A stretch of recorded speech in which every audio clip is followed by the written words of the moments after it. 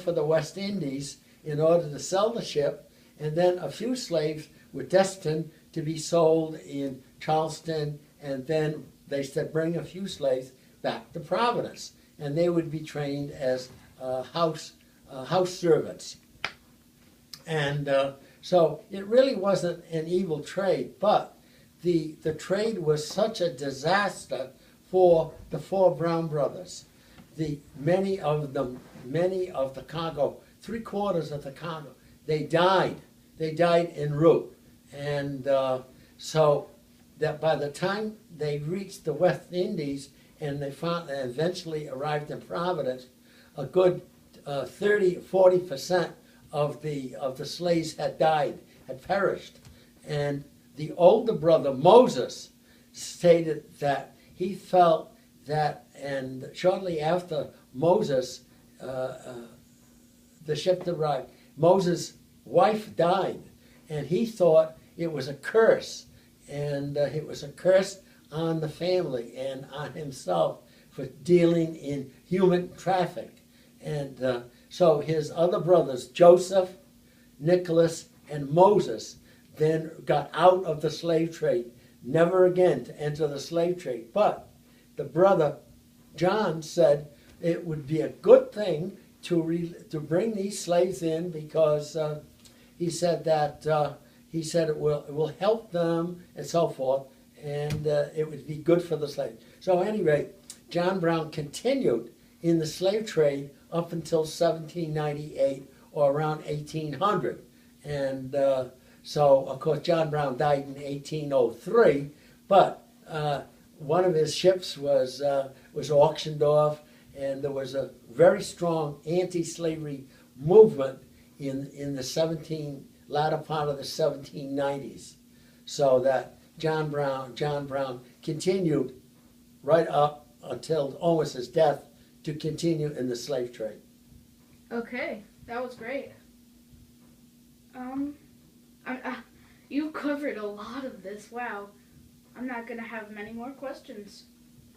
Let's see. Well, I'm going to share with you one of the things. What was the importance of here's the scenario. June the 10th, the Gaspee was destroyed, right? The sailors were removed to Patuxent Harbor. The captain was removed to Stillhouse Cove, where he was shot and so forth. The captain then and the crew were released by the governor of Rhode Island, Governor Wanton, and then by December, the British government decided a court of inquiry was to be held in Newport, Rhode Island. And the British government in London had sent 3 ships to bring back, return prisoners. And they thought that they had these condemned Gaspee raiders would be brought back to London, where they would be tried, and if they were convicted, they would be hung, proudly drawn, and quartered. Do you know what it means by drawn and quartered? What? I'm pretty sure, well, in other essence, they just die, but I'm pretty sure they have a stretcher machine. Now, if you're drawn and quartered, what you do is that they take a sword and they open up your abdomen, and your entrails, all your intestines fall out, and so that you're not only you're hung, but you're drawn and quartered. Your entrails fall out, and so forth. So anyways, pretty gruesome. So anyway, that was the penalty. Now, it's interesting that some people said, well, why would they do this? Well, I think it was impulse. I think John Brown was a very impulsive man, and the British government had restricted the market boats and trading in Narragansett Bay. They had also put on a heavy toll and fee for rum and a tax on it. And so subsequently, the merchants avoided paying the tax on rum or whatever, and they stopped a lot of these little market boats, boats that were carrying onions or carrots or lumber or whatever it was. They carried back and forth across the bay because there was trade between, say, Patuxent and Bristol and Warren and Newport and Whitford and so forth. So all these little boats from every one of these towns and villages is going back and forth, and the British are stopping all these little boats. It created havoc in Narragansett Bay. And so subsequently, the John Brown and was evidently, must have been very affected by this, but this harassment. It was costing John Brown money. And as Moses said, my brother John has a love of money. He has a love of money. He loves money. And so that I think when they found that the Hannah maneuvered the Gaspee onto the sandbar, scooted over the top of the sandbar, went to Providence. They notified John Brown, who actually owned the packet boat, the Hannah.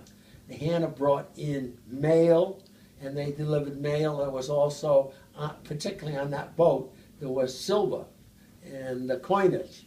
And so it was John Brown, I think they felt at that time, now is a chance to rid the bay of this boat. So that's when they organized, it was Sabin's Caravan. They went down with the 12 long boats, or it was, now long boats were huge boats. They weren't just little rowboats. We'll say the length of this room maybe, the long boats that were what, 16 feet? 16 to 20 feet. They were big. And they were manned by what, six or eight oarsmen. Then they, so that it took a great deal of effort to row these boats down, and they had a rudder, and of course the one man, there was a captain in each one of those long boats, and he then knew the route down and so forth, and they very silently, they muffled their oars. Do you know what that means, muffled? Yeah, they kind of made them silent. I don't know how they did it though. Well, because your oars set on a rowlock, and the rowlocks made noise every time you rowed. They creaked. They went creak, creak, creak, creak, so forth, metallic against wood. So what they did is they wrapped the oars with cloth, so it was so that you could glide very silently. So as you rowed, you didn't make any noise at all. Very silent. So that's when they went down to the bay, and so they got very close to the Gaspee before the watch then alerted Captain Duddingston, who came on deck and said, "Who goes there?" And then the reply was, he said, "I'm the sheriff of Kent County. I'm here to arrest you," and so forth and so on. And this was all an outcome of a ship that General Green's family had owned. And so it's a long, involved story. Now, once this was all over, and the court of inquiry was held in December, latter part of December of 1772, and the court actually begun the hearings in January. Now, if you got your box of documents, and in the box of documents there's the State House, and that State House is where the British held the trial. It was on the second floor. So if your mother or father take you down to Newport, you want to stop at the Colony House, and there on the second floor is where this court of inquiry was held. And I've been in that room. It's really it's wonderful when you think about it. You know, here we are. We'll say how many years removed from the Gaspee? Over 200. Over 200. Huh? Yes. Yeah, and so it's amazing to actually get into the courthouse and you say, "Oh, this is where the court inquiry was held." So it was very interesting. They had the judges, who was Stephen Hopkins, representing And the British had some very powerful and men. There was the admiral from Boston. There was one from New Jersey. There was the governors and so forth. So, and they had a battery of very, very brilliant jurists.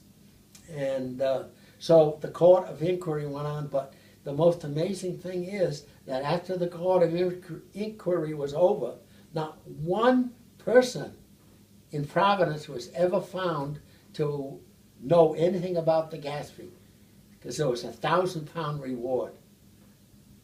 Governor Wanton offered £100, and I think the king offered £1,000 or something. It's just amazing. Absolutely, nobody ever gave their secret away, who these people were. And it wasn't until the 1840s that Ephraim Bowen, who lived right here in Patuxent, then wrote down and told the story. He was 86 years old at the time. He wrote down the story about the burning of the gas fee. And so it was amazing that all those years, everyone kept their mouth shut. And it was amazing. But now we go one step higher. What was the results of the burning of the gas fee? The political results. Political results were that the colonies, the Rhode Island colonies, began to correspond with the Virginia colony.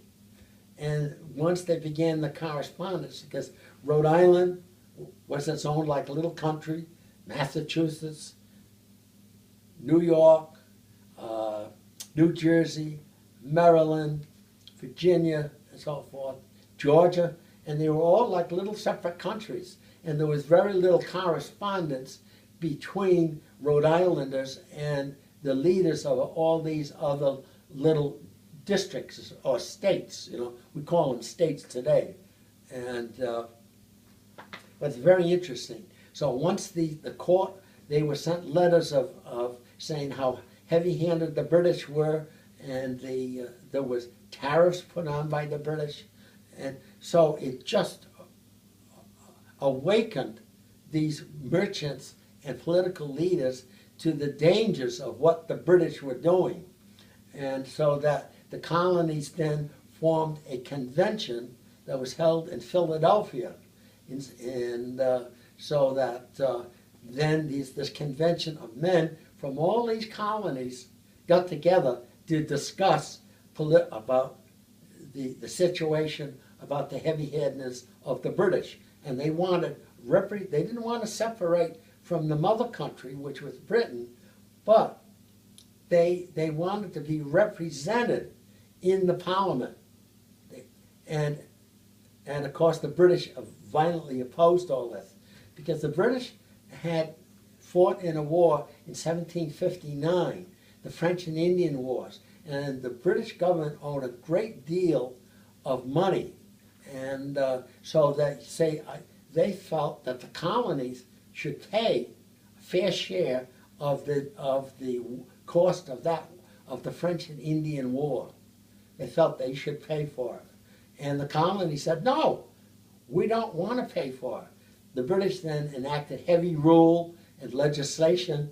You had the Boston Tea Party, and you had all the, and they hung the custom house officials, so forth, when they tried to put a tax on playing cards and so forth, and really quite amazing. So the outcome of the burning of the gas fee was far-reaching. Politically, then people from colonies began to converse with one another. Eventually, they had people then said, well, we should declare our independence. So all of this early talk all came out of this one burning that happened right here in our own town. Isn't that amazing? Mm-hmm. Isn't that amazing? Yeah. I think it's fascinating. I do too. Yeah, absolutely fascinating. Wow. Well, I think you've covered everything. Did you record that? Yeah, it's all recorded. Oh, really? Oh, okay. Yeah. Uh, Thank you. Thank you so much. Yeah. jumping jack.